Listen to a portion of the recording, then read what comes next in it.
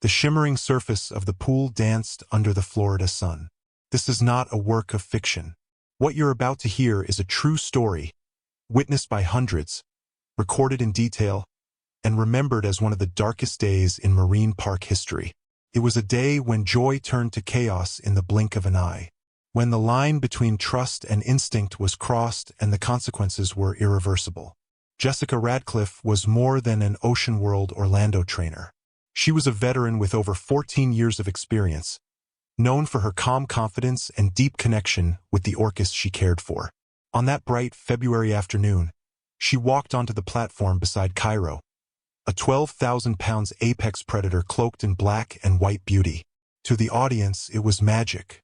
To Jessica, it was the continuation of a relationship forged through years of discipline, trust, and respect.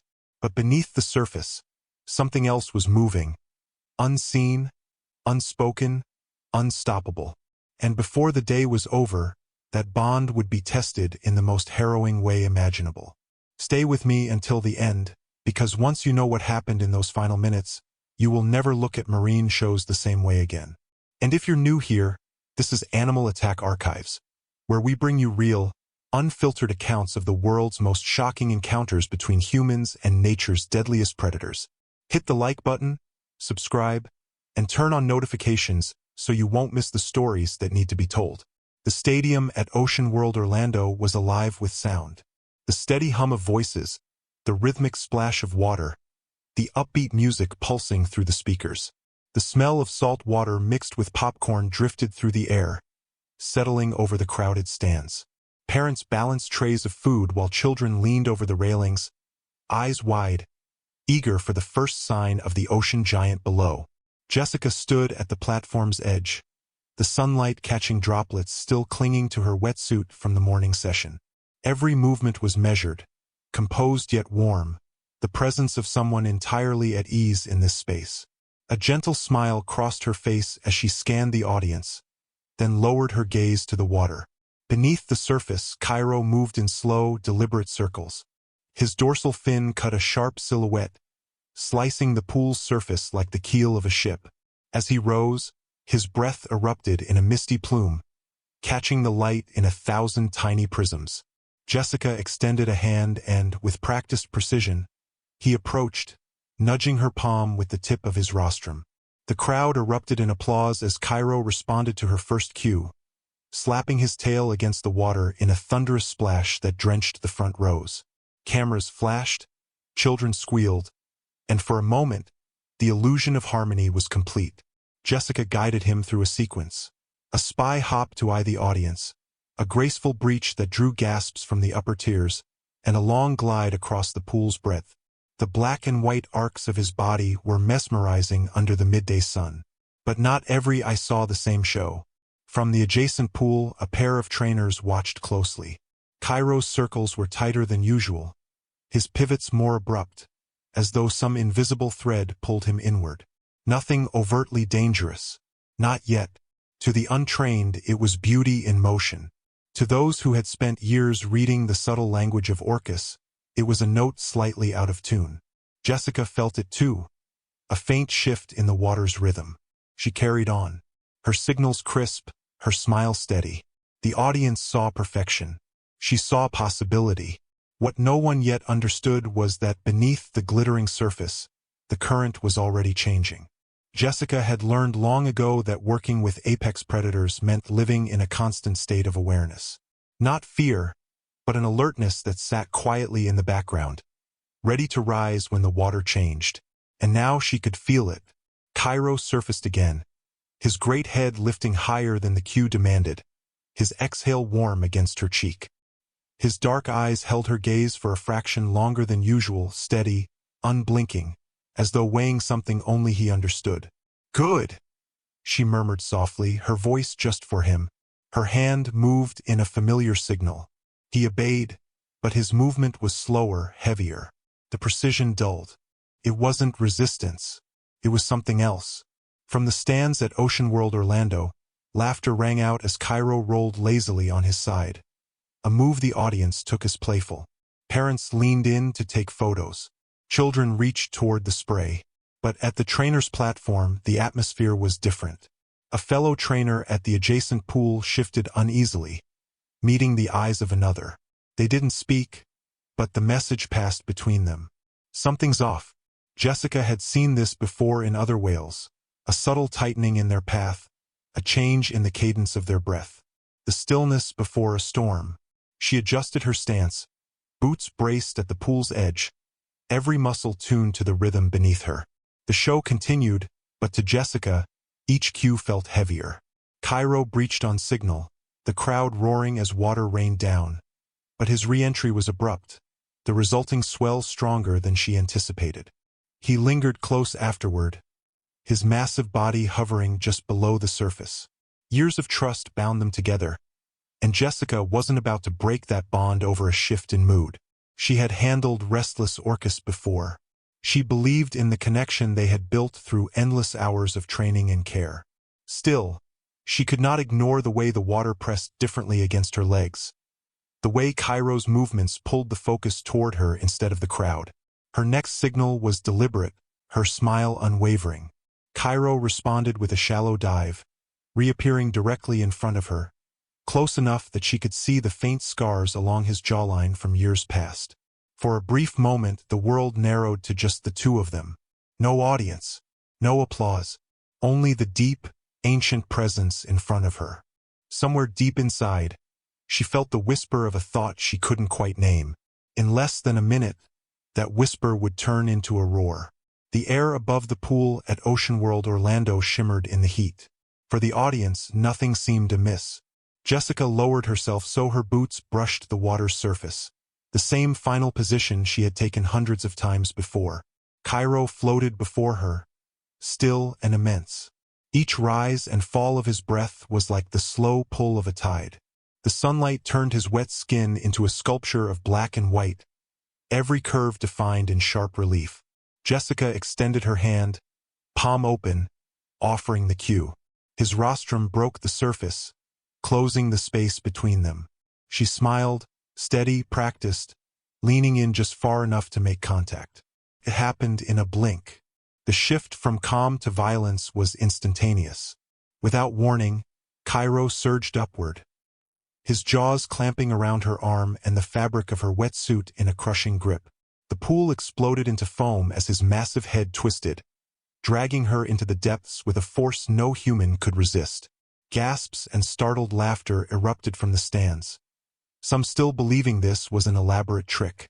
But the shouts from the trainers shattered that illusion. Whistles screamed through the stadium. Hands gestured frantically over the water. But the black and white giant was already gone beneath the surface, Jessica with him. Below, the world turned to chaos. Bubbles swirled in every direction as she fought to twist free. But Cairo's hold was unyielding. Her lungs burned. Her heartbeat thundered in her ears. She kicked hard, straining for the light above. But just as it grew larger, warmer, he wrenched her down again. On the platform, trainers scrambled for poles, nets, anything that could bridge the gap between them. The smooth rhythm of the show had dissolved into frantic splashes and desperate orders. Seconds stretched painfully, each one heavier than the last. Cairo surfaced briefly, his immense head breaking through the white churn. But Jessica was nowhere in sight. Murmurs rippled through the crowd, the sound of fear replacing the earlier applause. Parents began pulling their children back, eyes fixed on the boiling water. Underneath, Jessica clawed at the water, reaching for the release strap on her waist. Cairo twisted sharply, a jolt tearing through her shoulder. Pain flared hot, stealing precious oxygen. She forced her mind to stay focused, not to panic. But the edges of her vision were already blurring. For a moment, his grip loosened. She pushed upward with everything she had, the sunlight expanding above her. But before she could break the surface, a shadow swept from below. His tail flared, his body arched, and in an instant, she was yanked back into the green-blue void. The line between trust and survival had vanished. And in this fight, there was room for only one. The first drag into the depths stole the breath from Jessica's lungs. Cold swallowed her whole. The muffled roar of the crowd above faded into an eerie silence, broken only by the rush of water past her ears. Cairo's grip was relentless, his massive head twisting her sideways, as if to remind her who controlled the space between life and air. She kicked hard, each stroke straining against the drag of his bulk. Her fingers brushed against the strap at her waist, desperate for any chance to free herself. But Cairo shifted again, his jaw tightening, forcing her to arch painfully backward. A sharp flare of pain shot through her shoulder, the kind that demanded a scream she couldn't give underwater. Up above at Ocean World Orlando, the trainers shouted to each other over the piercing blasts of their whistles. A long-handled safety pole stabbed toward the swirling water, but the black and white mass slipped away just before it could connect. Nets slapped against the surface, folding uselessly against the surge of his movements. Jessica caught a glimpse of light, a trembling patch of gold far overhead. She lunged for it, muscles screaming, lungs searing with the need to breathe. She was almost there. Then the shadow returned. Cairo rose from below, his immense body curling upward. With a single sweep of his tail, the water spun around her in a dizzying spiral. Her upward momentum stopped dead. She tumbled, disoriented, as the world turned green and blue in rapid, nauseating flashes. He yanked her deeper, the surface shrinking above them like a fading star. In those moments, time warped. The crowd was gone. The trainers' whistles and commands vanished into the crushing quiet. It was only her and him. She tried another tactic. Her hand pressed firmly against the smooth curve of his rostrum, the same gesture that had calmed him countless times before. For an instant, she thought she saw recognition flicker in his dark eye, the echo of years spent working together. But the flicker vanished. The predator remained. Her limbs grew heavy. The need for air transformed from discomfort into agony. Her body screamed to inhale, no matter what filled her lungs. She clamped her mouth shut, every fiber of her being refusing to give in. On the surface, the stadium had transformed. The playful excitement of minutes earlier was gone, replaced by stunned silence, punctuated by frantic motion. Parents held children close, shielding their faces. Others froze in their seats, unable to look away from the violent churn near the center of the pool. A thin ribbon of red unfurled beneath the surface, carried outward in delicate threads that dissolved almost as soon as they appeared. Trainers at the edge leaned dangerously close, calling her name, voices cracking with urgency. But Cairo did not yield. Jessica's vision narrowed. The edges went dark. Somewhere in the distance, the sunlight still shimmered, but it felt impossibly far.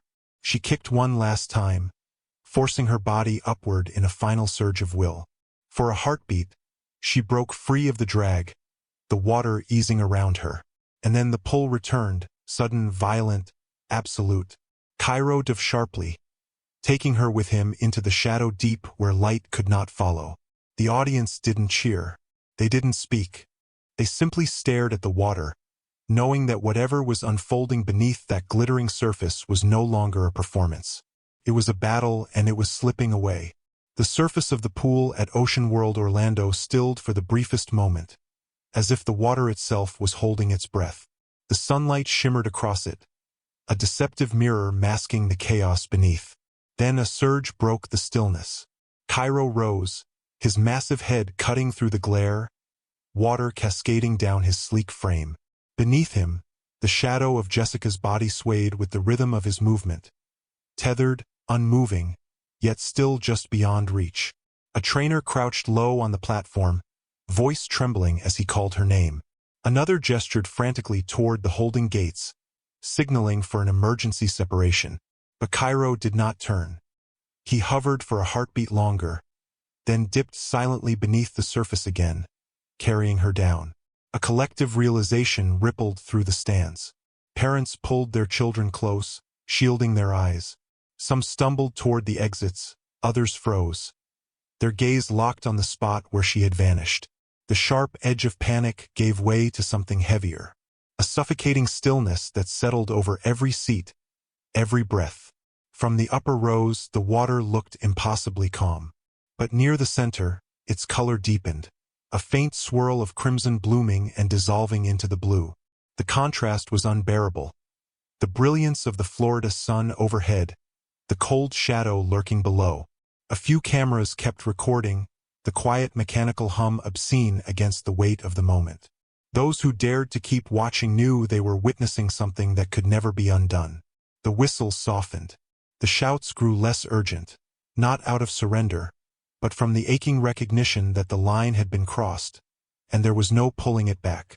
The stadium, moments ago a place of spectacle, had become something else entirely. Not a stage, not even a battlefield.